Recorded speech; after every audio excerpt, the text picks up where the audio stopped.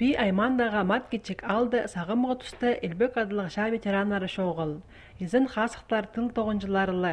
Оларда екөлігіні қалғынар. Пірсі Мария Карачакова пұтырда чүштіпша. Жоқтыра керек Анна Карачаковтар ирепше прай пост күзінен пүдіріп алған. Хонғынар олар 1947 жылда. Екөлін колхозды, аның совхозды тоғынғынар, 8 балы өскіргеннар. Мария Карачакова, Фамилия Чабадаева сынынды 1927 жылда жүрен. Шепішке 1930 жылдан тіпкірік бараған. Элбек адылық шап асылы бұзғанды 10 арбақ тозылда болған. Жеп абызына полызып колхозды істенген.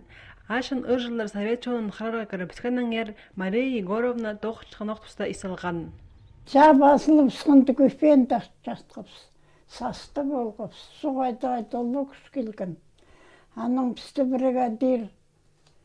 Андастың ұл жоны бірай көсіп келген. Мұнды пістің ұлы кешчік болғын. Бұчын мұныңны кешің бору мұнды болғын. Суғайды долы күш келген. Мен өзі көпен жастығын мұнды.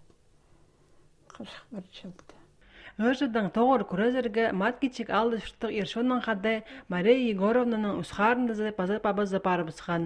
Қыз туғмалары тізін қады түренерінің пірсінні шалызырға барғанын жақсы оңыныпша. Ол аске мәжен бастық тұсылыр жүйт болып жатшын. Аның зғары сапаса жаға барған. Анды офицерге үйгірінген көні атман. Аның зғары барған олды. Красноярскийдің бесмі басын жаға бар енді. Элбек адылың шашыларында Шабадаевтарның әжезі өріп шөрі бізкен.